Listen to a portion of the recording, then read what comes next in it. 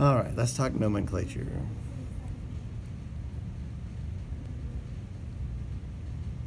Nomenclature is the rules that we use when we name compounds. And what I'm going to do first is look at binary compounds.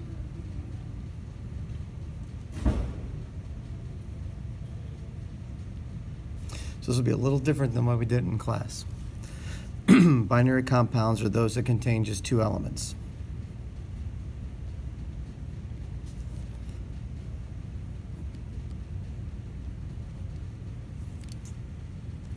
You'll know they have two elements because they just have two capital letters in their formula. So things like NaCl, CCl4,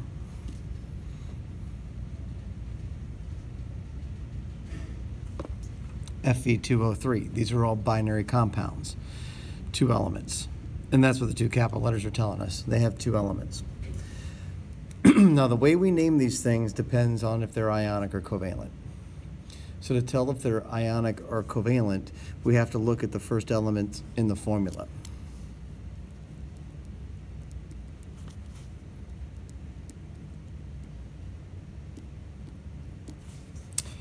If the first element's a metal, it's ionic. If it's a nonmetal, it's covalent. So let's take a look at what we got here. This one starts with sodium. That is a metal. So because this one starts with a metal, we know that it's ionic. This one starts with carbon. That's a nonmetal. And so since it's a nonmetal, it's covalent.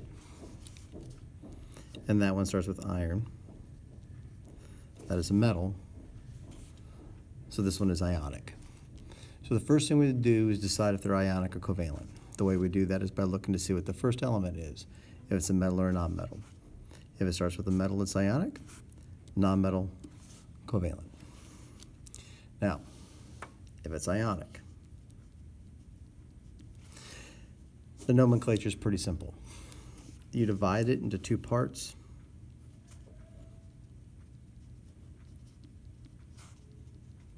Basically in half. You write down the name of the first part.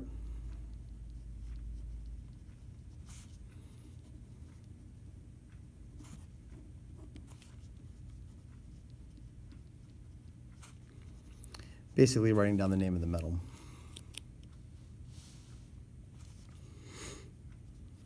And then you carefully name the second part.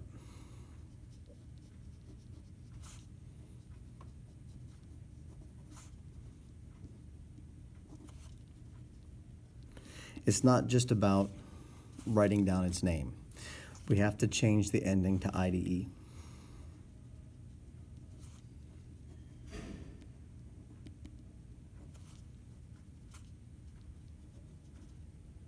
So chlorine becomes chloride, oxygen becomes oxide, etc. Last thing we do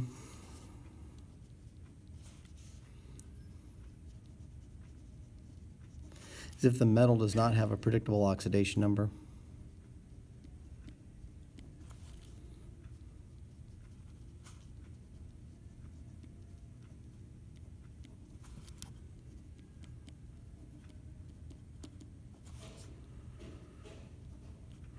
we have to put a Roman numeral between the two parts of the name to indicate the charge.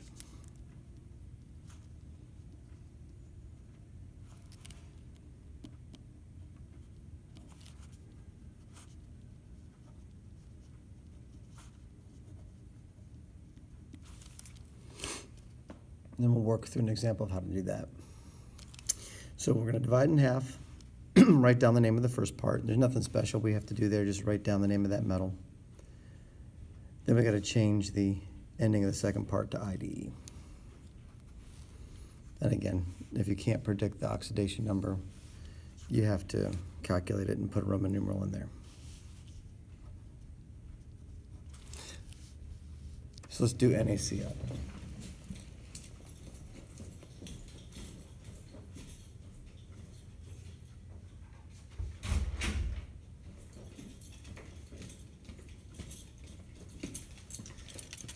I had to close the door so no one would interrupt.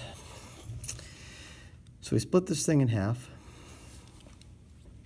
right down the middle. One capital letter on this side, one capital letter on that side. So this is one element, that's the other.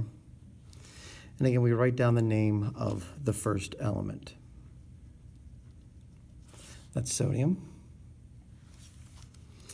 And then we take the second part and we write down its name, but changing the ending to IDE. So we don't write down chlorine, we write down chloride. Now for our last step, we have to see if sodium has a predictable oxidation number. Sodium is in group 1, so it's a predictable +1. There is no need for a Roman numeral in this compound. Let's take a look at the other ionic one I had up there. Fe2O3. Again, we're going to split it right down the middle, two parts, one element here, one element there, one capital letter on this side, one capital letter on that side. And again, we write down the name of that first one. That's iron. And then we have to change the ending of this to IDE. So instead of writing down oxygen, we write down oxide. Again, we have to look at the periodic table and see if our metal is predictable or not. This time, iron, Fe, is in the middle of the periodic table. It's a transition metal. As a transition metal, we can't look up its oxidation number, so we are going to need a Roman numeral this time. So to calculate the Roman numeral, the first thing you do is find the total negative charge.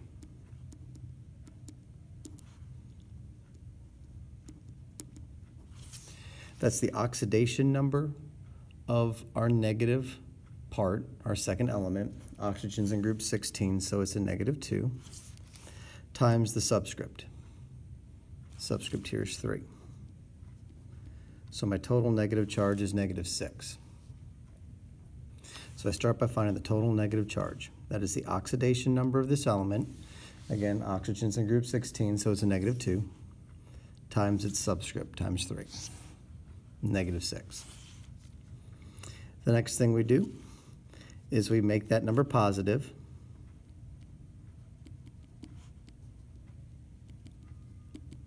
Because we know that the total charge in this compound has to be 0.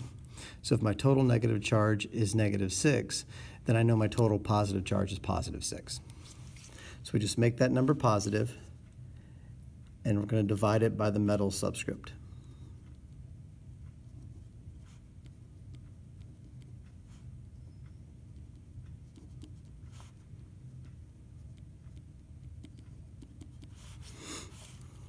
The 2 on the iron in this case. So again, we make that charge positive, +6, just the opposite of that, and we divide it by the metal subscript. So 6 divided by 2 is 3. That is the Roman numeral we have to put in the middle of the name. Finally, we have to deal with the covalent ones.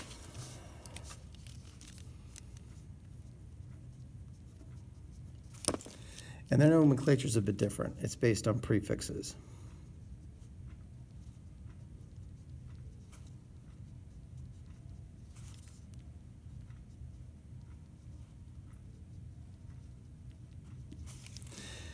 So mono means 1, di means 2, tri means 3, tetra means 4, penta means 5.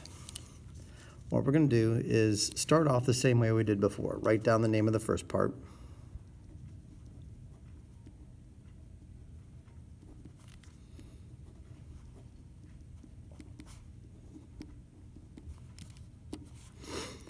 Then we're going to write down the second one with the IDE again.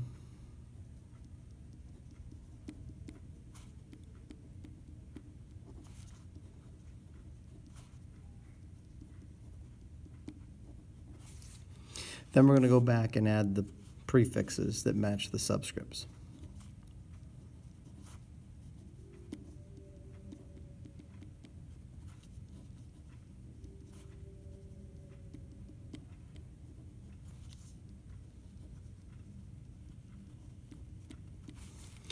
The only rule here is don't use mono on the first one.